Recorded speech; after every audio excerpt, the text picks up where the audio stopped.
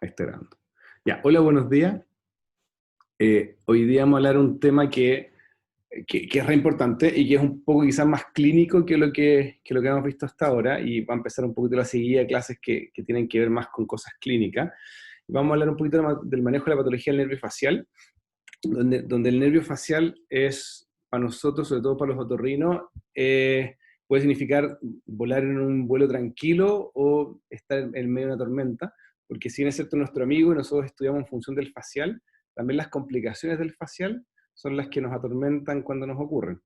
Entonces, en esta presentación vamos a hablar fundamentalmente de las causas de parálisis facial, vamos a hacer énfasis sobre todo en poder identificar que hay un montón de causas y una descripción muy corta de qué es lo que se ve en cada una de ellas. El tratamiento médico de la parálisis facial, que en general nosotros lo conocemos, y decir un par de cosas importantes de lo que la literatura dice cada una de ellos, y algunas palabras de cirugía de reconstrucción. También pensando en que muchos de los pacientes que nosotros vemos, sobre todo cuando somos especialistas ya en centros un poco más grandes, nos van a derivar los pacientes ya con secuelas muchas veces, o los más complicados, ¿ya? Entonces, primero, algunas cosas obviamente de epidemiología. Sabemos que la parálisis facial, la causa más frecuente es la parálisis de Bell. No vamos a hablar mucho de exámenes porque yo sé que ayer con la doctora Weir se revisó todo eso, entonces vamos a ir viendo cosas más clínicas. En general, la parálisis de Bell es más bien de exclusión, representa el 70% de los casos. Está escrito en series grandes que va a 18 40 casos por 100.000 al año, ¿no es cierto? Y que afecta fundamentalmente a pacientes adultos jóvenes entre 30 y 45 años, y que es algo más en invierno y sin una predilección importante o especial por género. Ahora, de la parálisis facial, según la población estudiada, la segunda causa es la congénita, y luego el síndrome de Ramsay-Hunt. En general, la población pediátrica, las estadísticas hablan que es muy similar a los adultos, pero que en general las parálisis facial son de mejor pronóstico. Ahora, cuando empezamos a hablar de las causas de parálisis facial, vamos a ver, y como conversábamos, son muchas. A ver, primero, la parálisis de Bell, ¿no es cierto? Que hablamos que al 70% de las causas de parálisis facial, que es una reactivación de un virus latente que está provocado fundamental o principalmente por el virus herpes simple, una infección latente del herpes zóster, o un virus herpes tipo 6.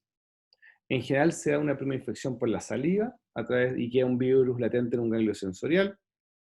Y el daño viral, ¿qué es lo que causa? Y esto es parte fundamental para el tratamiento: una inflamación del nervio, ¿no es cierto? Y lo que puede provocar una isquemia en la porción laberíntica del facial, en el hueso temporal. Y de ahí es donde empiezan las diferentes alternativas y la disquisición de cómo vamos a manejar estos pacientes. Ahora, en general, el virus varicela zoster es más virulento y de recuperación más tardía, como vemos acá en el gráfico, ¿no es cierto? Que tiene menos recuperación, menos esa recuperación real, pero además mucho más lenta, ¿ya? Ahora, en general, si nosotros hacemos de manera casi anecdótica una resonancia en una parálisis facial, que de repente llegan pacientes y pensando que son tumores y son solamente virus agudos, vemos que hay una captación, ¿no es cierto?, en el segmento meatal. Ahora, lo importante de la parálisis de Bell, en general y para nuestros pacientes, es que cerca del 70% van a recuperar completamente, incluso sin tratamiento. Ahora, ¿cuáles son los factores de buen pronóstico cuando encontramos un paciente con parálisis de Bell? Cuando la parálisis es incompleta, cuando son niños, en general cuando no hay afección del gusto, cuando los reflejos acústicos son normales, cuando el lagrimeo es normal, cuando no hay dolor posauricular, y cuando vemos que antes de 3 semanas ya empieza la recuperación. Entonces es un paciente que en general, vamos a decir, va a tener mejor pronóstico. Ahora, ¿qué paciente va a tener peor pronóstico? Como en casi todo en medicina, los pacientes diabéticos, las embarazadas, los pacientes mayores de 60 años, los hipertensos y los que debutan con una parálisis facial al diagnóstico. En general, ¿qué signos nos hacen sospechar que una parálisis facial no es de Bell? Porque ya sabemos que la mayoría son los de Bell, que es un diagnóstico de exclusión, y en general nosotros no avanzamos en mucho estudio de diagnóstico en un paciente con una historia de parálisis facial que, como vamos a ir viendo más adelante, no se condice con alguna otra patología.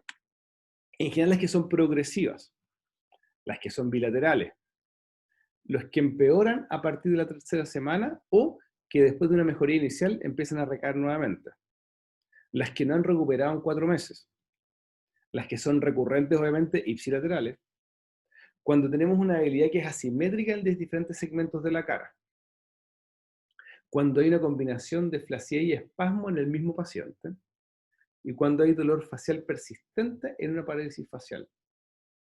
Y en general, cuando tenemos esto, de entrada, vamos a buscar una imagen para poder ayudarnos un poco al diagnóstico en un paciente con un cuadro agudo. El síndrome Ramsay-Hunt, ojalá se vean bien las fotos. En general, lo que tiene este paciente es un prodromo viral, ¿no es cierto? Y lo que uno encuentra es una parálisis facial en el contexto de un herpes zóster erótico o este síndrome Ramsay-Hunt, que en general estos pacientes tienen peor pronóstico, con recuperaciones que son más tardías, donde el paciente se presenta con un dolor auricular o posauricular, ¿no es cierto?, del lado de la lesión. Vamos a ver vesículas en el pabellón, un adormecimiento ipsilateral de la lengua o una pérdida del gusto. Ahora, las vesículas es un problema, porque las vemos en la concha o en el CAE, pero también lo podemos ver en territorios de los nervios quinto, noveno y décimo, ¿ya? Y no necesariamente son sincrónicas con la parálisis facial, pero además no siempre hay vesículas. Uno generalmente lo que cuando tiene con parálisis facial o con otalgia, uno le va a ir a buscar las vesículas y no siempre lo ve. De hecho, en mi experiencia en particular, me llegó un reclamo una vez en la urgencia de un centro de salud privado porque al paciente no le identificó el herpes zóster porque cuando la vi no tenía nada más que un poco de dolor de oído. Entonces, por eso, y ahí siempre buscar mucho el diagnóstico, buscar las vesículas, pero además, obviamente, dejar esto, y esto es bastante importante, que en todos los centros, hay centros grandes de parálisis facial incluso, el control cada 3 días es importante para ver un poco hacia dónde evolucionan estos pacientes. En estos pacientes además encontramos síntomas cocleovestibulares como hipoacusia sensorio-neural. En general la parálisis facial se da a los 3 días de inicio del cuadro viral. En general se afectan más pacientes de 45 años o más y con parálisis facial completa cuando hay un Ramsay-Hunt. Y su tratamiento son fundamentalmente corticoides en altas dosis más antivirales. Y en general, si no los tratamos, la recuperación es de solo un 20% de los casos. La enfermedad de Lyme, ¿no es cierto? Una enfermedad infecciosa por una garrapata que transmite el bicho, la borrelia burgdorferi, ¿no es cierto? Y en general esto nos requiere tener un alto nivel de sospecha en un paciente que tiene una picadura de garrapata, que presenta rash, fatiga o cefalea, donde puede ocurrir además una parálisis facial que es bilateral, donde su diagnóstico se hace a través de serología en sangre y líquido cefalorraquídeo de la borrelia.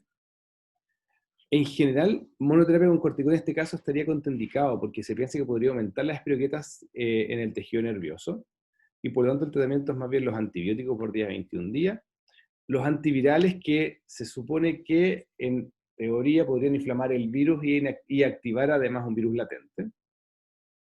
Y en este caso los corticoides pudiesen empeorar el pronóstico y las incidencias post-parálisis, ¿ya? Por lo tanto el uso de corticoides es controversial en la enfermedad de Lyme. El VIH puede también producir en sus fases temprana tardía una parálisis facial que es uni o bilateral, donde en etapas tempranas está fundamentalmente provocada por una reactivación viral. En etapas tardías debemos pensar además en una comorbilidad del VIH como un linfoma. El diagnóstico obviamente con la serología de VIH y el tratamiento va a ser en su etapa temprana, que va a pasar conversión, con corticoides antivirales y ahí con el infectólogo definir si va a usar o no antirretrovirales. Las otitis medias agudas, ¿no es cierto?, también son causa de parálisis faciales, donde nosotros vemos pacientes fundamentalmente con otalgia, otorrea, que se manifiesta además con hipoacusia, con fiebre, con otoscopía alterada, como vemos en las fotos, asociado a un cuadro de parálisis facial. En general, tratamientos de amplio espectro endovenoso, más corticoides, que busca tratar la otitis media aguda por un lado, y desinflamar el nervio, fundamentalmente con los corticoides, y mejorar un poco la función de la trompa Eustaquio. Ahora, para nosotros es importante recordar siempre la meningotomía, ¿ya? Que es la necesidad de realizar una punción en el tímpano para poder evacuar un poco del líquido, que eso provoque una disminución de la presión dentro del oído medio, porque hay que recordar además que hay un porcentaje importante, cerca de un 30-35% de los faciales en su recorrido intertimpánico que están dehiscentes, o sea, está expuesto hacia la caída, y muchas veces por presión se puede estar produciendo esta parálisis. El uso no de tubo de ventilación, como en la foto de abajo en la otitis media aguda, es un poco a criterio del operador. Y en un paciente que no presenta mejoría con el tratamiento médico, mala meningotomía, uno debiese pensar quizás en una mastoidectomía o una descompresión quirúrgica, fundamentalmente una limpieza del nervio facial. El colestetoma, que es otro de nuestros diagnósticos diferenciales en otorrino súper importante, se dice que en las otitis medias crónicas con parálisis facial, el 60-80% corresponden a un colestatoma. Hay que buscarle el colestatoma.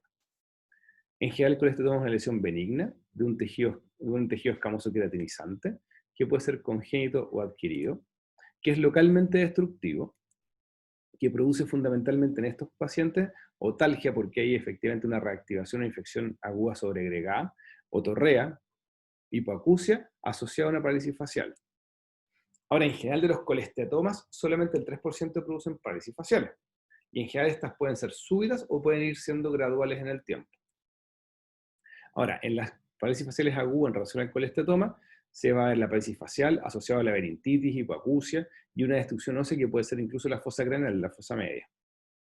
En general, el tratamiento del colestatoma siempre va a ser quirúrgico y los antibióticos, los corticoides, los corticoides son complementarios.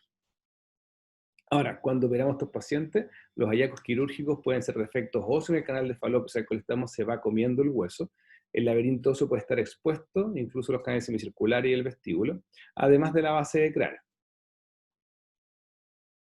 La otitis externa maligna es una patología que se inicia muy parecido a una otitis externa del conducto auditivo externo, pero que va progresando hacia una osteomielitis del hueso temporal y la base de cráneo, y tiene más riesgo además de afectar estructuras del cráneo y neurales adyacentes. En general, el facial es el nervio más comúnmente afectado, producen dolor auricular, otorrea e hipoacusia, y son factores de riesgo importantes en estos pacientes la diabetes, radioterapias previas, edades avanzadas e inmunodepresión. En general vamos a encontrar glóbulos blancos normales o elevados con una VHS muy elevada. Los cultivos, muchas veces encontramos pseudomonas aeruginosa. Si además tenemos o estamos además en sospecha de un carcinoma espinocelular, debemos realizar una biopsia. El diagnóstico lo hacemos inicialmente con las imágenes de escáner y resonancia. En dudas diagnósticas usamos cintigramas que además nos van a ayudar para ver un poco la evolución y ver la duración del tratamiento según los daños y la afección que tengamos de la base de cráneo.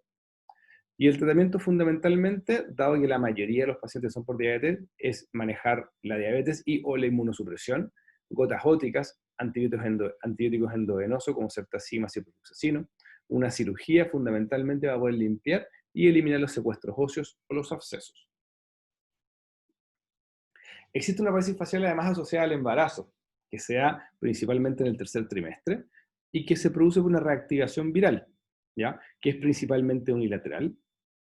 Y en cohortes de mujeres de la misma edad dicen que, a pesar de que es más frecuente el tercer trimestre, es de peor pronóstico además en el tercer trimestre.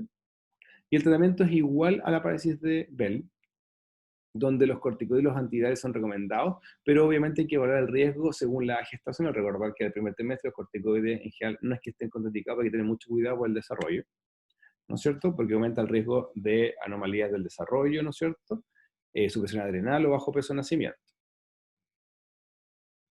Existe un montón de enfermedades autoinmunes sistémicas que nos pueden producir parálisis faciales que pueden ser recurrentes o incluso bilaterales, y es donde debemos pensar en algunas patologías autoinmunes, donde debemos ir entonces al diagnóstico, a la anamnesis próxima y remota buscando historia médica personal o familiar de enfermedades autoinmunes, otros síntomas como RAT o edemas faciales, causas de estas enfermedades autoinmunes como el Guillain-Barré, que es una causa poco común de parálisis facial, ¿no es cierto? Pero que puede afectar nervios motores o sensoriales. Se dice o se describe que el tercio de los Guillain-Barré cursan con parálisis facial en algún momento, que estos tienen efectivamente un prodromo viral también, y el tratamiento va a ser más bien destinado a plasmaféresis e inmunoglobulinas. La esclerosis múltiple, que es una enfermedad crónica inflamatoria desmielinizante del sistema nervioso central, ¿no es cierto?, que puede presentarse con una parálisis facial que es de un lado y o recurrente. Obviamente el diagnóstico con exámenes, ¿no es cierto?, punción lumbar, resonancia. Ahí no entramos, ustedes saben muchísimo más que nosotros de eso. Y la enfermedad por amiloides que puede ser infiltrar el nervio facial, ¿no es cierto? Recordar la tinción rojo-congo para hacer el diagnóstico histológico. La granulomatosis con polyangiitis GPA o Weisbeiner, ¿no es cierto?, que es una enfermedad inflamatoria multisistémica que produce una vasculitis necrotizante de vasos pequeños y medianos, ¿cierto?, con células gigantes multinucleadas y formación de microabscesos, pudiese producir una parálisis facial secundaria a esta vasculitis del vasa nervorum o un absceso del temporal adyacente al nervio facial. Los diagnósticos, ¿no es cierto?, sabemos que se hace a través de exámenes de sangre, y los tratamientos fundamentalmente de la patología sistémica, es de la granulomatosis, con corticoide de alta dosis y inmunomoduladores.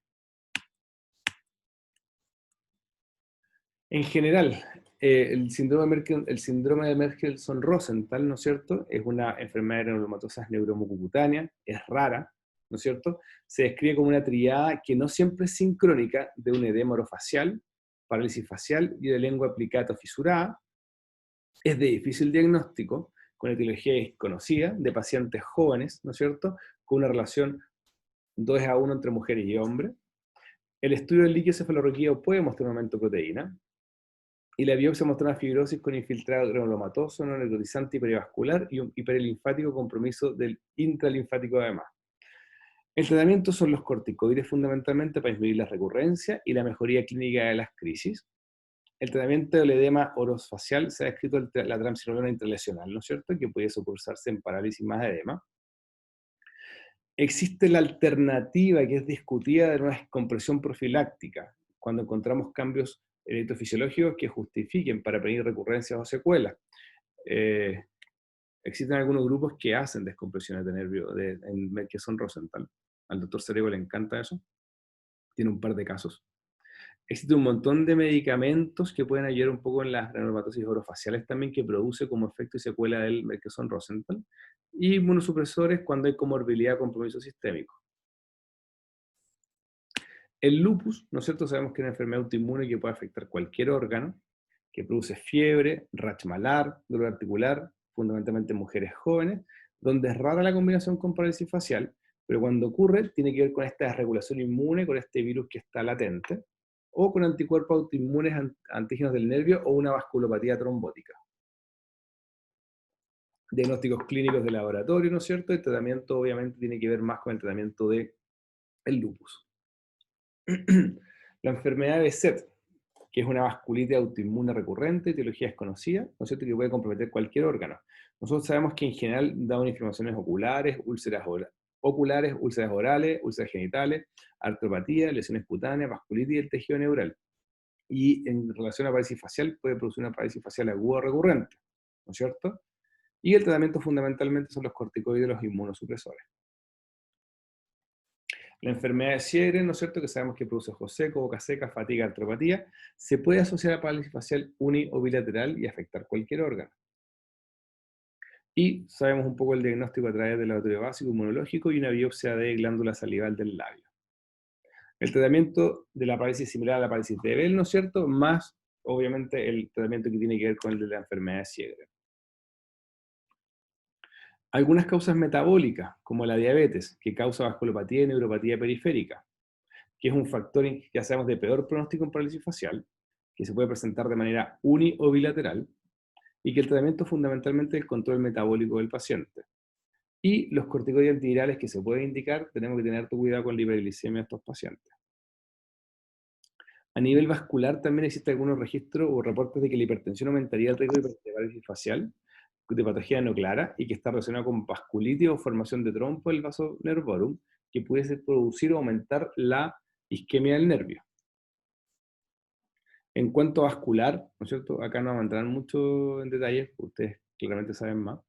Los accidentes vasculares, infartos, stroke centrales, ¿no es cierto?, sobre todo hemisféricos, producen múltiples déficits, ¿no es cierto?, y debilidades unilateral, requieren imágenes precoces, tratamientos según las comorbilidades y el mecanismo, y de prevención. Pero recordar que pueden producir parálisis facial, los de tronco lo mismo, son raros, pero algunos infartos aislados de puente pueden causar parálisis faciales aisladas, factores de riesgo, ¿no es cierto?, cardiovasculares, coexisten en general con otros pares craneales alterados. Recordar que el séptimo par en su porción intrapontina es irrigado por penetrantes de la basilar y por circulación colateral de arterias circunflejas pontinas y de la AICA. Y bueno, el estudio del tratamiento similar al stroke. Existen algunas malformaciones vasculares congénitas de manifestación tardía, que producen clínica o manifestaciones por expansión y crecimiento, ¿no es cierto?, donde en algunos casos traumas o efectos hormonales hacen que empiecen a producir clínica, como por ejemplo la malformación venosa del ganglio geniculado o hexemangioma de ganglio geniculado, que es una malformación venosa congénita intraósea adyacente al ganglio, o del nervio facial intraóseo. ¿ya? Que va creciendo durante la vía y va comprimiendo el nervio facial.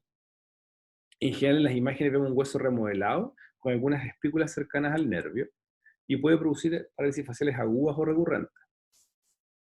En general, se hace una exploración quirúrgica, dado el crecimiento de estas, porque ya, cuando ya existe la parálisis facial, obviamente se está manifestando. Y cirugía del nervio propiamente tal cuando es necesaria. Vamos a ver después el tema de la cirugía. Existen algunas malformaciones vasculares espontáneas, ¿no es cierto?, que pueden ser arteriovenosas o malformaciones venosas que pueden estar en el tronco, ¿no es cierto?, que pueden ir expandiéndose durante la vía, comprimiendo o presentando hemorragia. Existen bueno, algunas... lo que es importante es hacer resonancia screening en algunos síndromes asociados a malformaciones como las telangiectasias hemorrágicas hereditarias, malformaciones capilares, mutaciones NET. Existen malformaciones venosas también que son más de bajo flujo, donde hay una expansión en el ángulo que puede causar una parálisis facial, pero que es más bien lento, tardía. Los tratamientos de esto van a depender del tamaño y la extensión de la lesión, ¿no es cierto?, donde se pueden observar, operar, embolizar o hacer una combinación entre cirugías y radioterapia. De las malformaciones venosas, lo mismo, se pueden observar, operar, hacer una escleroterapia o tratamientos combinados. Algunas causas concretas de parálisis facial, ¿no es cierto?, están las traumáticas por el canal del parto o por los forceps, del desarrollo embrionario, algunas patologías aisladas o algunas más bien sindromáticas, como el Moebius, como el niñito que vemos acá en el video, el niñito que nos llegó derivado el año pasado de un hospital pediátrico, no me acuerdo de cuál, que en general produce parálisis facial bilateral, en este caso es mayor a la izquierda, más un sexto par y o otros pares craneales comprometidos, el síndrome de Golden Heart o el Church. Existe también una asociación entre parálisis faciales de múltiples ramas del nervio y algunos alelos, ¿no es cierto?, con transmisión autonómica dominante, que son familias con historia de parálisis facial, pero que no tienen genes claramente identificados. Donde en las imágenes se ve un pequeño estrechamiento del segmento del facial intraoso que se supone que podría predisponer a una parálisis facial, pero son más bien teorías. En cuanto a los tumores benignos, sabemos que los tumores vestibulares son los tumores benignos más comunes del intracráneo, pero que la parálisis facial en los schwannomas son más bien secundarias al tratamiento. En general no dan parálisis facial el schwannoma cuando va creciendo, sino cuando lo operamos o cuando hacemos radioterapia. En general, si tenemos un schwannoma vestibular de un gran tamaño, va a ir provocando una parálisis facial que en general es progresiva. Los schwannomas del facial propiamente tal van produciendo parálisis facial por crecimiento lento y expansión, pero que es raro que dé parálisis facial de entrada. Ahora, si tenemos un tumor facial con función normal, nos vamos a pensar un schwannoma o un hemangioma. Si tenemos la función normal del facial, vamos a tener una conducta más bien expectante en principio. Si tenemos parálisis faciales ya Hauss-Brackmann 3 o 4, vamos a tratar el tumor. Ahora, cuando estos tumores faciales, aunque no tengan síntomas todavía o parálisis faciales importantes, si están en fosa media o posterior y tienen un volumen importante, pueden requerir cirugía, pero por la compresión que están produciendo. En general, los schwannomas del facial crecen lento, entre 0,4 a 2 milímetros por año, y son indicaciones de intervención cuando comprimen tronco o cuando va progresando la herida facial, como conversábamos recién. Ahora, cuando tenemos Hauss-Brackmann 1 o 2, 5 milímetros del tronco, imágenes seriadas para ir viendo el crecimiento del tumor. Cuando tenemos Hauss-Brackmann 4, intentamos la resección completa del tumor con injerto nervio si es posible. Podemos, si no, ofrecer una cirugía descompresiva del tumor, radiocirugía estereotáxica, cirugías de resección subtotal o stripping, ¿no es cierto?, que fundamentalmente lo que hacemos es ir buscando un plano de clivaje del nervio, resecando todo el tumor que podamos, dejando el nervio intacto, ¿no es cierto? O resecciones tumorales completas con resección segmentaria del nervio, ¿ya? Fundamentalmente eso es lo que tenemos como para ofrecer en los schwannomas del facial. La radioterapia en tumores del nervio facial, ¿no es cierto?, está la radiocirugía estereotáxica, que fundamentalmente es buena para tumores pequeños con buena función facial, y la radioterapia fraccionada, que es para mayores tamaños y buena función facial, ¿ya? Ahora, ¿qué es importante? Porque ustedes van a ir viendo que la radioterapia y la radiocirugía se ofrece muchísimo como tratamiento por un montón de tumores, pero la reducción es solo un 30 al 40% de los casos y no es más que la esterilización o una mejoría parcial de la función facial, ¿ya? No es un tratamiento curativo. Y algunos schwannomas faciales extratemporales, ¿ya? En general los observamos y vamos esperando el crecimiento. Y en función de lo mismo, cuando la paresia facial aumenta el Haus-Bragman 3, se va a una resección completa. En cuanto a tumores malignos, son un par de imágenes que me prestaron algunos colegas de la clínica del Instituto del Cáncer. Eh, Recordad que los tumores de cabeza y cuello pueden presentar paresis faciales que pueden ser agudas o progresivas, como por ejemplo tumores de parotia. Súper importante para los tumores y en malignidad que la resonancia permite identificar tanto el tumor como un compromiso neural. El tratamiento del tumor maligno obviamente va a depender del tipo de tumor y su estadio. Y en el manejo agudo de estos pacientes, los cuidados oculares y los corticoides son fundamentales para desinflamar y descomprimir. Ahora, la resección del tumor y la reconstrucción del facial va a depender de la extensión tumoral y del pronóstico. En general, cuando tenemos un tumor maligno de parotia, el gol estándar ahora de la cirugía es que siempre se debe reconstruir. Y probablemente ese es un tema pendiente en nosotros en salud pública, de que las reconstrucciones de estos pacientes, de estos tumores, debe ser considerada siempre, y no como, entre comillas, un lujo. Ahora, si la extensión del tumor y el estado del paciente permite sacar el tumor completo, ¿no es cierto?, debe plantearse en la misma cirugía una reconstrucción, ¿no? Como en este paciente que era un tumor adenoidoquístico de parotia, donde el tumor ya fue resecado completamente, y se hizo una reconstrucción del nervio facial, y se alcanzan a ver, este es con un sural, pero se alcanza a ver las ramas del facial cómo entran. ¿Ya? Y también que es súper importante, que debemos biopsiar el nervio, ¿no es cierto?, para descartar infiltración por tumor, sobre todo los adenoidoquísticos tienen mucho más potencial de diseminación perineural. Los tumores malignos de base de cráneo, en general comprometen el 5, o sea, comprenden el 5% de las paresis faciales, que pueden ser graduales o fluctuantes.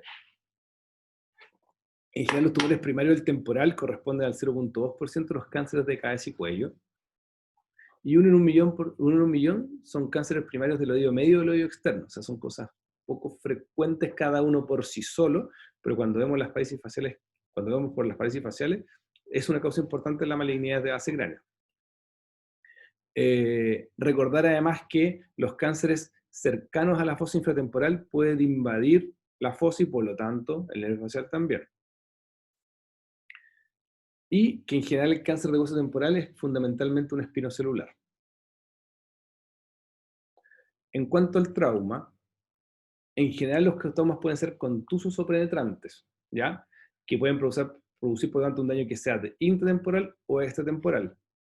El contuso debe ser evaluado fundamentalmente con imágenes, a través de cortes finos, buscando las fracturas y rasgos en relación a la zona temporal. Cuando tengo fracturas transversas, que son menos frecuentes, tengo más probabilidad de parálisis facial. Cuando hay fracturas desplazadas, debo ver si es que si hay restos de la fractura que está impactando el nervio facial, que voy a tener que eventualmente ir a solucionar. Cuando una fractura es más bien no desplazada, fundamentalmente lo que yo espero si es que hay un parálisis facial es que tenga una inflamación del perineuro, no, del perinervio, y esté provocando una isquemia. Y en general en este caso son tratamientos con corticoides y antivirales. Ahora, ¿cuándo pienso en descompresión? Según el tipo de daño, el tiempo de la parálisis, las imágenes y los estudios electrofisiológicos. En general, las que son completas e inmediatas, yo debiese pensar en a comprimir o ir por lo menos a explorar.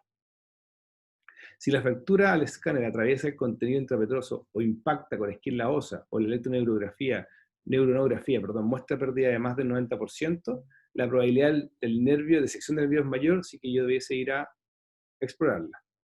Cuando son traumas penetrantes, como en este paciente, pero que es parálisis facial incompleta, cuando son agudas, se realiza una exploración quirúrgica de brillamiento. Según el déficit, yo debo explorar totalmente o parcialmente. La exploración precoz debiera ser entre 1 a 3 días después del trauma. Debo ir a revisar, obviamente, el recorrido del facial viendo la continuidad de los segmentos. Y ahí debo pensar si requiero hacer una sutura o interponer con algún injerto si es necesario. Recordar en los traumas también el trauma del parto, los forceps sobre todo, cuando son pacientes, o sea, cuando son recién nacidos de más de 3,5 kg, en primípara, y en general da una o más ramas del nervio facial. ¿Y esto por qué? Porque el hueso de la mastoide no está totalmente desarrollado y cerrado al conducto falopio hasta los 2 años. Y en general la mayoría de estos pacientes mejora sin tratamiento. Los iatrogénicos, en general, puede ser, según el tipo de cirugía, localización de eso a nivel extratemporal, temporal o intracraneal, con un montón de procedimientos que pueden producir diferentes tipos de daños, ¿no es cierto? ¿Y por qué es importante para nosotros en la cirugía del nervio facial? Porque según el órgano que vamos a operar, están las referencias anatómicas que nos permiten localizarlo y cuidarlo, obviamente. Ahora, cualquier cirugía de tejido blando o mandibular distal al foramen estomacoideo pudiese dañar el nervio facial. Las cirugías, como por ejemplo de la articulación temporomandibular, ortognática, de la parótida o del macétero. La cirugía otológica, que es la que nos corresponde más a nosotros. Y en general, como cirujano, cualquier parálisis facial completa, inmediata, postoperatoria, debiésemos explorarla.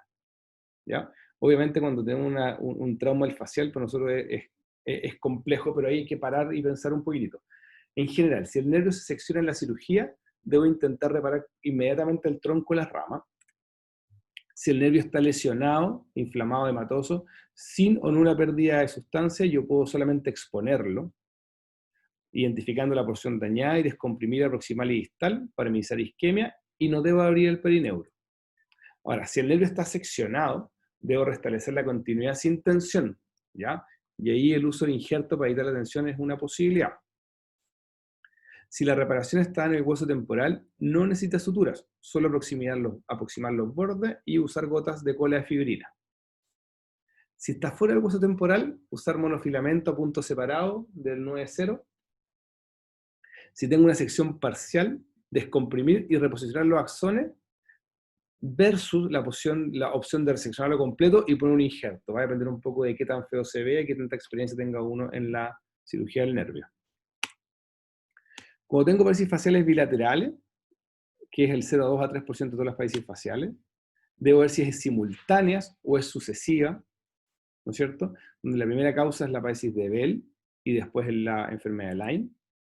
Cuando son simultáneas, debo pensar en Lyme, tumores de fosa posterior, trauma, Guillain-Barré, linfoma del sistema nervioso central o VIH. Cuando son sucesivas o asincrónicas, también parálisis facial, o sea, de Bell, neurofibromatosis tipo 2 o Merkel-Rosenthal. Ahora vamos a ver un poquito del tratamiento médico de la parálisis facial. A ver, es re importante, yo sé que lo hablaron ayer, pero el examen físico, identificar ciertas cosas como la edad, la etnia, en cabeza y cuello, ver muy bien los nervios craneales, buscar masas, ver la parótida, ver el estado de la lengua, ver en la piel si hay rash, eritema, nódulos, vesículas. El examen otológico es fundamental. El examen del ojo y el complejo pericular, buscando cierre irregular y reflejo corneal. Ver si el movimiento fue brusco o progresivo, cuál fue la historia previa, antecedentes de infecciones recientes, enfermedades vasculares, cardiopatías, alteraciones de coagulación. El signo de Bell, ¿no es cierto?, que es la dificultad para cerrar el ojo del lado paralizado, al intentar cerrarlo, donde el globo se desvía hacia arriba y hacia adentro. Los tipos de parálisis según causa y manejo, ¿no es cierto? Me van a ayudar para ver cuál es la causa por un lado y cuál es el manejo que hacer. Si es una completa flasia, si es parcial flasia, si es una combinación de flacidez y cincinesias, ¿no es cierto? Súper importante documentar nuestros pacientes, ¿ya? Fotos y videos en la primera consulta y en los controles, para poder objetivar rangos de movimiento, para evaluar efectividad de tratamiento, objetivar el estado, planificar nuevas terapias y por el tema médico-legal. Voy a correr el video primero. Es una paciente con un tumor de fosa posterior, ¿ya? Pero fundamentalmente creo que es importante que nos acostumbremos a documentar nuestros pacientes, pero también a medir los outcomes, ¿ya? Existen un montón de cuestionarios de pacientes, el FACE, el FDI, el NOSE, que tiene que ver un poco más con el tema de la obstrucción nasal provocada por la parálisis facial, escalas de tratantes que nos van diciendo cómo va la simetría de la sincinesia y la simetría de reposo en los pacientes. Entonces acostumbrarnos a tener alguna escala de evaluación más objetiva. Ahora, a lo más de medicina. Los corticoides para parálisis facial, en general, está dado por lo que sabemos de que esto produce un esquema del nervio y una inflamación del nervio y una esquema secundaria que lleva a la parálisis facial, ¿no es cierto? Los corticoides en general, las parálisis facial, sobre todo, obviamente, las que son virales o posvirales, el corticoide es el pilar de tratamiento. En Cochrane, ¿no es cierto?, existen estudios randomizados, ¿no es cierto?, que apoyan el uso con alta calidad, son de moderada calidad los estudios que hablan de menores incidencias motoras y lágrima de cocodrilo en seguimiento a 6 meses, y en la secuela hay baja calidad de la información, pero no tienen efectos adversos serios, ¿ya? Las dosis de prednisolona que están estudiadas 60 al día por 5 días, con 5 días de disminución gradual. En niños el uso está basado en el peso, ¿no es cierto? La Academia Americana de Otorrino, en parálisis de Bell, habla de curso también de 10 días y al menos 5 días con altas dosis. Y esto es importante, que en todos lados se habla que debe empezar antes de las 72 horas de inicio de los síntomas, ¿ya?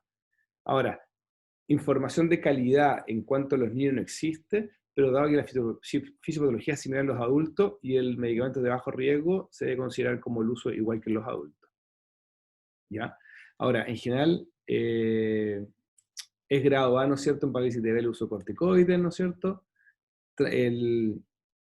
No está recomendado para parálisis de Bell la inyección intratimpánica de corticoides, pero es una opinión de expertos. No está recomendado el tratamiento antiviral aislado, ¿no es cierto?, en parálisis de Bell, vamos a ver un poquito después. Y obviamente en parálisis de Bell severas, con tratamientos tempranos, podría verse, o se podría asociar obviamente el uso corticoide con antivirales, pero también es a nivel de opinión de expertos. Ahora, los antivirales, lo que sí sabemos es que no existe el lugar para la monoterapia. O sea, el antiviral solo no corresponde. Sobre uso antiviral en parálisis de Bell, ¿no es cierto?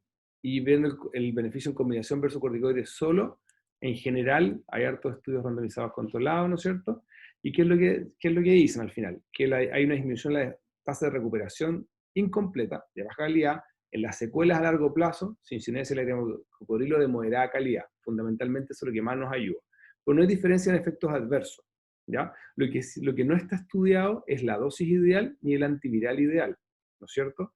Se dice y se sugiere el valaciclovir, porque es un cambio de la ciclovir con una L-valina y permitiría que el primer paso sea mucho más rápido y la efectividad sea mayor, ¿ya? Y tampoco está ampliamente estudiado en niños. La terapia física, que también es súper controvertida.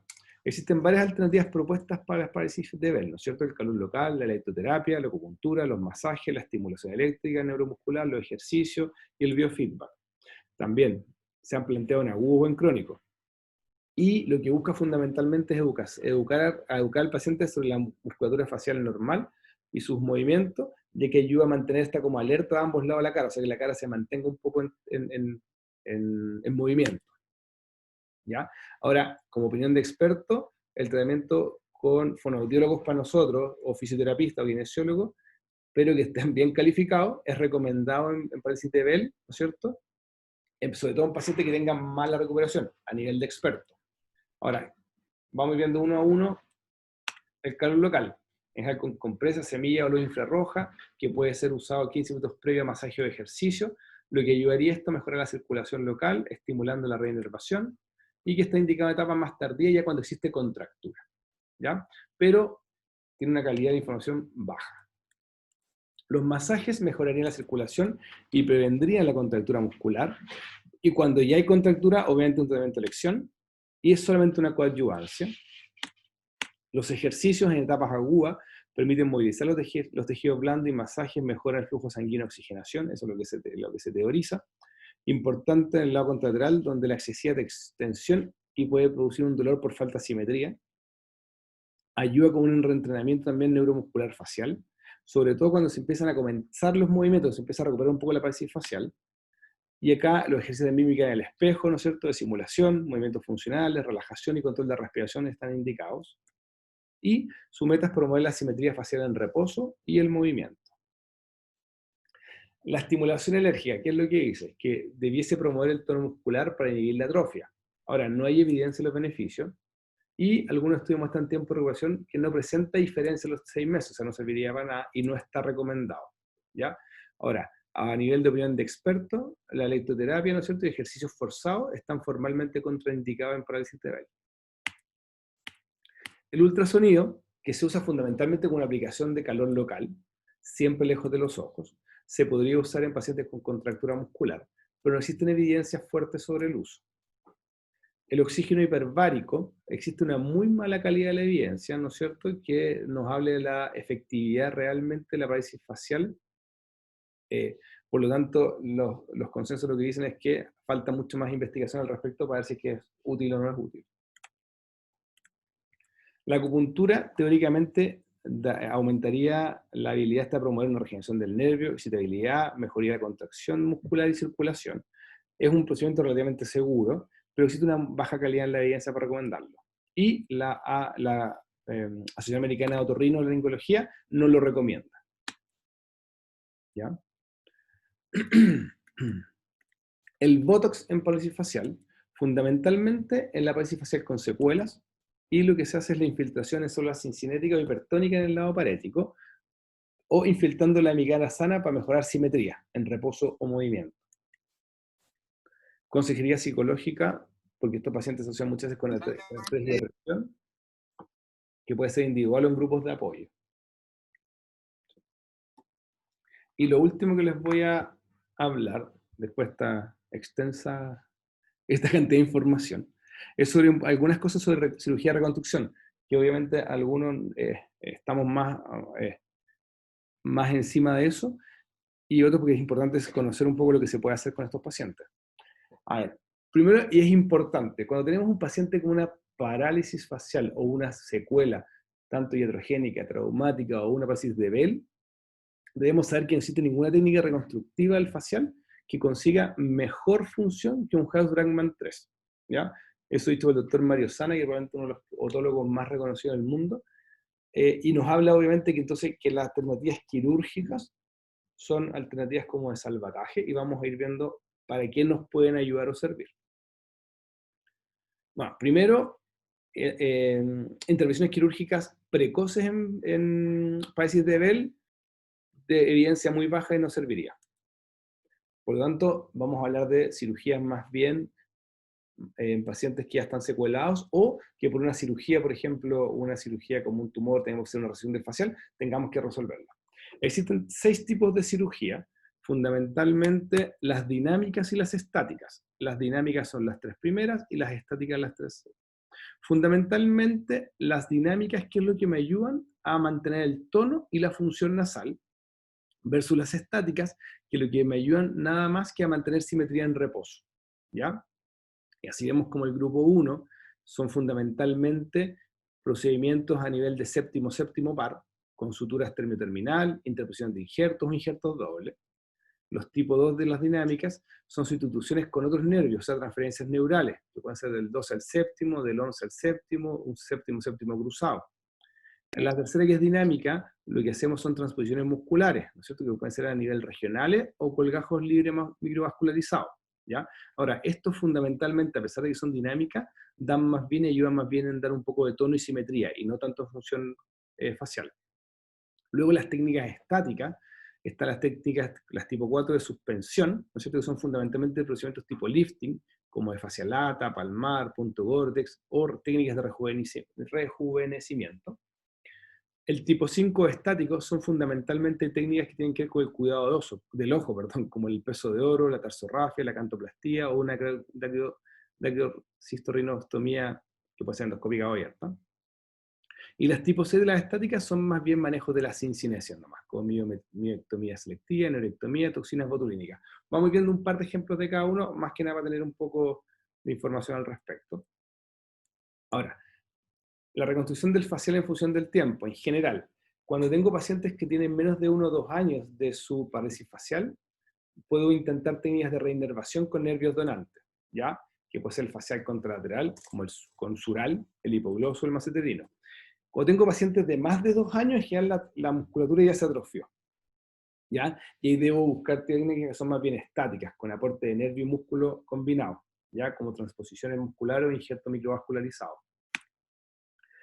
Y los procedimientos estáticos, ¿no es cierto?, como reparaciones de la atrosis de la ceja, los pesos de oro, platino, cirugía párpado, reconstrucción de la válvula, rididectomía al SMAS, suspensión estática o lipoinfiltración. Ahora, la neurorragia facial, que es el procedimiento, ¿no es cierto?, de las técnicas dinámicas tipo 1. Lo que hacemos fundamentalmente es una anastomosis terminoterminal, sin tensión o con un injerto. Que el injerto puede ser del auricular mayor cuando son lesiones que son lesiones cortas, tengo poco, de menos de 6 centímetros fundamentalmente, donde podemos afrontar cabos o con la fibrina, como habíamos conversado antes, o realizar una sutura término-terminal con monofilamento 9-0. Para los cirujanos, esto con puntos separados, ojalá, como muestra la foto de arriba, siempre con microscopio, del epio del perineuro y con aguja traumática. En general, andan muy bien cuando son precoces. Y cuando hablamos precoces, antes de los 3 días y ojalá no más allá de los 30 días. Después las anastomosis de nervios, como por ejemplo el hipogloso facial, tenemos diferentes técnicas con diferentes resultados. Fundamentalmente cuando tenemos un daño proximal facial que es irreversible. En general estos dan un buen tono de reposo, en un porcentaje importante de los pacientes, con una sonrisa social que es aceptable. Ahora, cuando hacemos además un injerto cruzado del sural, podemos mejorar una sonrisa emocional, porque estamos ocupando el lado bueno para darle un poco el tema a la sonrisa, que es re importante. Algunas técnicas, sobre todo las que son de sección completa del hipogloso, dan una atrofia de la hemilengua, ¿no es cierto?, cuando resecamos totalmente el nervio. Por eso se han descrito un montón de otras técnicas donde hacemos anastomosis terminolaterales o hemitérmino-lateral, intentando solamente usar parte del hipogloso, lo cual va a mantener la función lingual y por lo tanto tener menos secuelas en cuanto al habla, la deglución y la masticación. Podemos hacer técnicas de jump anastomosis, ¿no es cierto?, que es interponer nervio, ¿no es cierto?, entre el auricular mayor, entre el facial extratemporal y el hipogloso que ha sido seccionado parcialmente solamente. Y en general estos pacientes después de operados se empiezan a reinervar entre 8 y 10 meses. Esos son procedimientos súper lentos. Existe también la alternativa de anastomosis mesenterinos faciales, ¿ya? Ahora, la gracia de esta es que el nervio mesenterino está muy próximo a las ramas bucalo-cigomáticas del facial y permite una sutura directa, pero tiene un menor tono de reposo y menos contención en masa porque el mesenterino es mucho más delicado, un nervio mucho más pequeño versus el facial, ¿ya? Pero sí mejora la excursión de la comisura bucal, ¿ya? La reinervación es un poco más corta, 3 a 4 meses, pero localizar la rama, que es una rama pequeñita, es mucho más difícil. La reinervación cruzada del facial permite una sonrisa emocional mucho más simétrica, donde se produce un injerto cruzado del nervio sural, que se sutura la rama bucal, ¿no es cierto?, en el lado sano, se puede pasar bajo el labio hasta el lado paralizado, suturando la rama bucal. En general se demoran 9 meses más o menos los axones en atravesar de un lado al otro, ¿ya? Lo que sí, lo mismo, dado que es un nervio mucho más pequeño y que está, entre comillas, ocupándole un poco la energía al lado bueno, lo que hacemos es mejorar un poco la simetría, pero haciendo que ambos lados se muevan un poquito menos. Entonces se produce al final como una diplegia facial. Una forma de ir viendo si es que esta cosa va bien es con el tinel positivo, ¿no es cierto?, estimulando la hemicara, y si se sienten parestesias contralaterales, hablamos de que hay ya reinervación.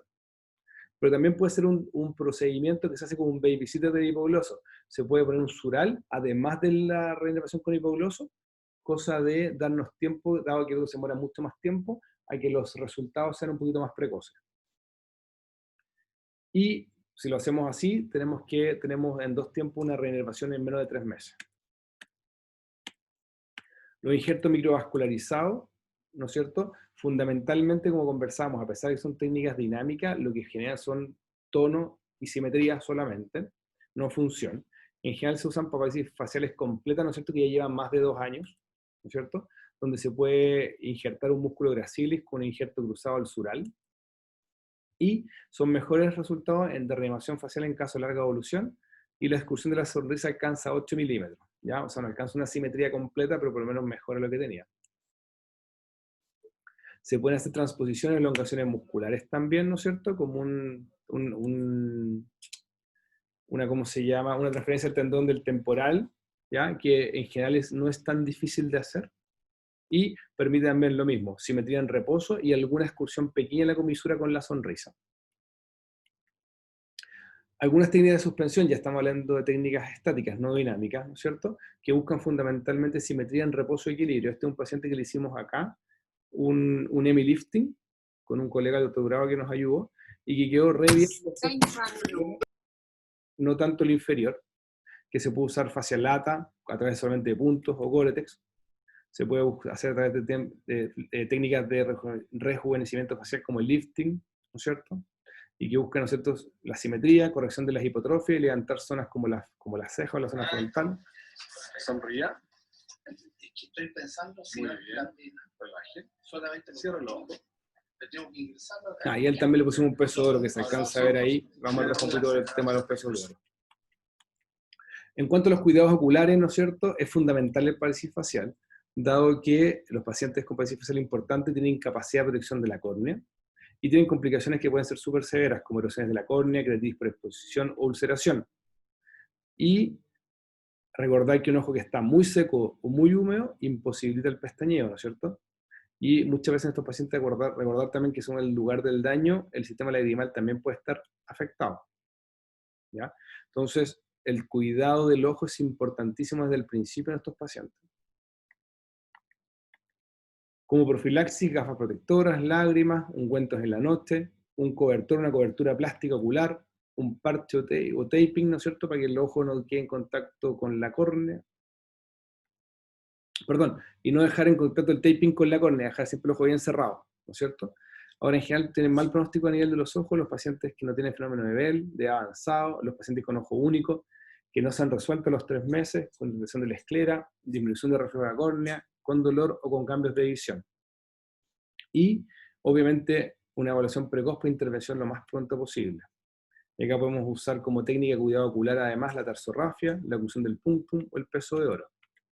La tarsorrafia fundamentalmente lo que busca la cobertura de la córnea, evitar el ectropion, ¿no es cierto?, que puede ser temporales o definitiva, y la técnica es súper simple, con nylon 5.0, 3 milímetros del canto lateral y a 6 milímetros del borde palpebral. El peso de oro, que es este metalcito que tiene forma globocular, ¿no es cierto?, que es liviano y convexo, y en general es una técnica más bien tardía, que se sutura el párpado superior a la placa tarsal, y que permite al paciente dormir con los ojos cerrados, además de mantener un poquito más de simetría durante el día. Y debe ser hecho a medida, ¿ya? Debemos ver cuál es el tamaño del peso de oro y el peso del peso de oro o titanio, que permite que el ojo se cierre de manera adecuada. En cuanto a la sincinesia del espasmo, que es una reinervación aberrante después de una lesión severa de parálisis facial, ¿no es cierto?, o después de una técnica de reconstrucción o reinervación, fundamentalmente la rehabilitación, el botox y las neuroectomías selectivas.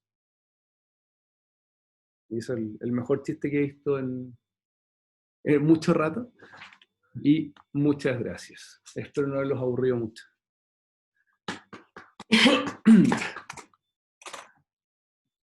A ver. Muy bien, Mati, muy buena tu clase. Gracias. Larga nomás, lo siento. Está bien, completa. ¿Alguna ¿Alguna? duda? Hola, yo tengo una duda, ¿se escucha? Sí. Es como un poco una duda de mezcla entre lo que vimos ayer y lo del día. En el fondo, como ¿cuánto nosotros podemos como esperar para saber que una parálisis facial no está evolucionando bien y derivarla, por ejemplo, para hacerle los estudios que habíamos visto en la clase anterior? O sea, fundamentalmente, yo creo que la historia clínica es importante, de tratar de ver primero si es una parálisis de Bell, que es la más frecuente, ¿no es cierto? Y darle el tiempo suficiente. 3 semanas hablamos de que debería empezar una recuperación. Y en función de eso empezar a pensar que la recuperación no es la adecuada y hacer algo más. Y por otro lado, si pensamos en la historia clínica, en la anamnesia o el examen físico de que hay una causa secundaria a una parálisis de Bell o de todas las otras que hoy día vimos, que son muchísimas y cuando se ponen a leer probablemente hay más, debiesen hacernos empezar a estudiarla antes, precozmente. Creo que ahí está la sutileza de una buena historia, de un buen examen físico y de siempre tener las luces prendidas de buscar otras causas. Gracias. ¿Vale?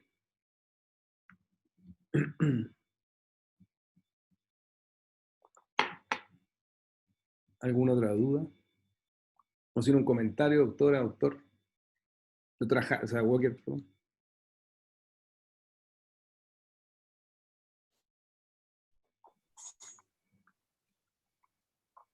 Bueno, ahí resumiste bastante muchos casos y algunos casos que hemos tenido. Faltaron algunos otros que para la próxima te paso. No, sí, Teníamos uno, por ejemplo, muy interesante. Sí, teníamos uno muy interesante que era un paciente que se cortó la cara con una galleta. Entonces, el tipo manipulando una galleta de esas circulares se atravesó la región temporal y todo el facial está lleno de espículas, al fondo. O sea, hubo una fractura conminuta del peñasco y estuvo atrapado el nervio facial, pero no fue o sea, fue una sección un poco más tardía, así que no, por eso no se operó inmediatamente, pero se operó precozmente igual. Y entramos a Pabellón con el doctor Sariego y ese nervio facial estaba lleno de espículas óseas que retiramos y pasó de un House-Brackmann 5 a un 3. O sea, no, sí, cada caso es súper particular. Cada tratamiento es muy específico para cada caso, no es difícil generalizar. sí, no, yo creo que una experiencia para todos que documenta sus casos, porque como dice la autora, yo empecé a acordar y hoy día en la mañana encontré el video de esa guaguita morenita que la vimos hace un par de años, y empecé a acordar porque uno empieza a guardar cosas, pero no tiene ese... El doctor se me está llamando, disculpe. No tenía esa dinámica de documentar muchas veces bien tus casos. Entonces, aprovechen de documentar, de guardar, mando sus presentaciones, porque después uno se lo olvida. No puedo, estoy tratando de conectarme, ¿no? De todas maneras, y la Matías, que estuvo muy buena su clase. Estoy tratando. Ahora sí, ahora sí. Bueno, lo otro ¿Ahora importante estamos bien? Es que... Sí. Lo otro importante, digo, es que, bueno, en el instituto estamos haciendo esas cosas como para que puedan derivar los pacientes. Estamos poniendo pesos de oro, tenemos un joyero que los hace a medida y los pacientes andan bastante bien. Ya tenemos como 3 ahora que están en espera, digamos, de cirugía. La cirugía un poco retrasada por la pandemia, digamos. Y ahí tenemos también oftalmólogo que se está haciendo equipo con cirujano plástico también. Así que todos invitados a derivar sus pacientes que necesiten de este tipo de mejora, digamos. Y yo creo que es importante, dice la doctora, de que tenemos que dar un salto, entre comillas, como país en la parte pública de calidad a entregar tratamientos completos a nuestros pacientes. Y como dice la doctora, estamos haciendo cosas que antes quizás los pacientes quedan un poco botados, porque no era la prioridad, pero si podemos hacerlo y tenemos la capacidad técnica, tenemos que, idealmente, tener centros de derivación que permitan resolver estos problemas. Y acá, como dice la doctora, estamos disponibles para recibirle ahí sus pacientes, sus dudas, consultas, o si quieren venir más adelante, cuando pase la pandemia, a acompañarnos un tiempo.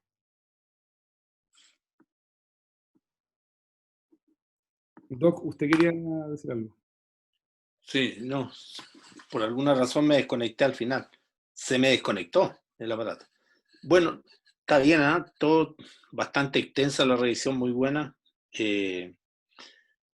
Yo creo que la parálisis facial es una de las urgencias para el paciente, por supuesto, y para nosotros también. Debemos optimizar el diagnóstico, sobre todo en las traumáticas, que podemos ayudarlo.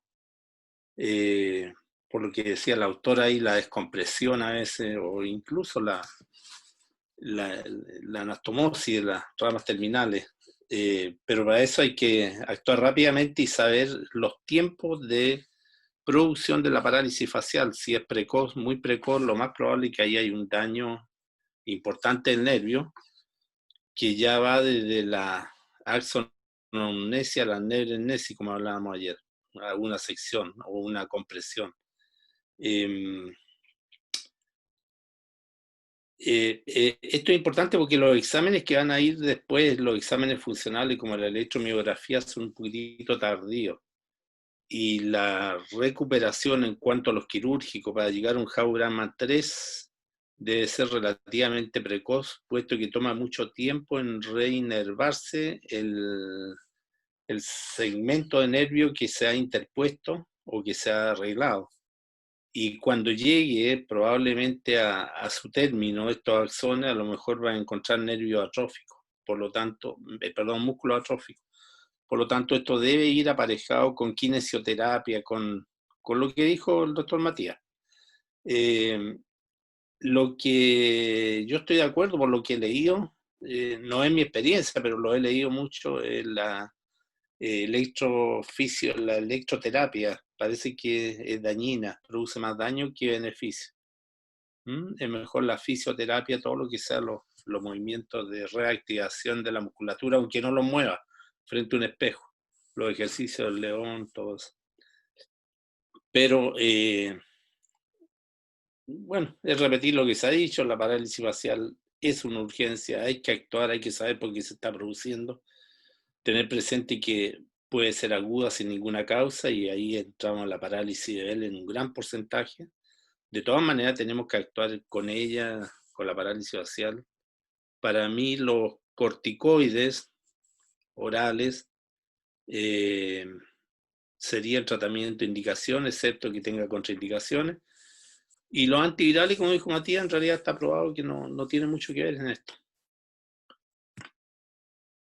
Pero yo creo que si uno tiene una parálisis facial, pues se hace de todo. Una cosa es la cátedra, cómo actúa frente a los pacientes, y a veces uno dentro de la desesperación toma calladito detrás de la puerta, toma un antiviral. Yo creo lo mismo. Yo De compartí hecho, con María de todo. claro, de hecho yo me acuerdo en el House, en Los Ángeles, en ese tiempo los pacientes que iban a operar de schwannoma, donde se corre el riesgo de quedar con una parálisis facial iatrogénica, no porque quieran cortar el nervio, sino que por el mismo traumatismo del tumor queda con algún déficit del nervio, le dan aciclovir o valaciclovir, que es en menos dosis, menos tiempo. Se lo dan 3 días antes de la cirugía, como protocolo. Totalmente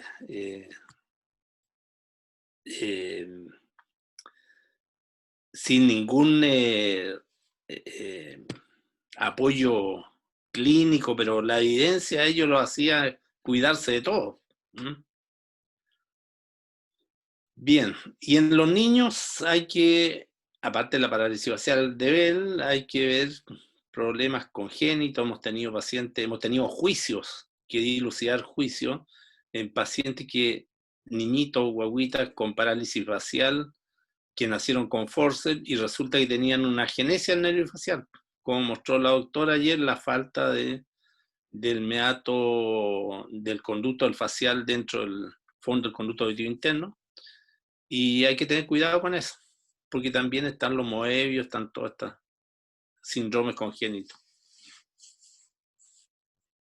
Bien. Muy bien. Está bueno la revisión. No evita hacer un estudio mayor porque ya lo hiciste. Ya, pues. Entonces, si no hay más duda y comentario, nos vemos mañana. Muchas gracias a todos. ¿Quién mañana? Mañana, Vértigo en niño de la VI. Ah, ya. Perfecto.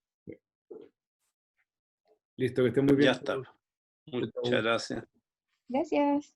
Chao, que estén bien. Chao, chao. Algo le iba a decir a la Catherine Walker.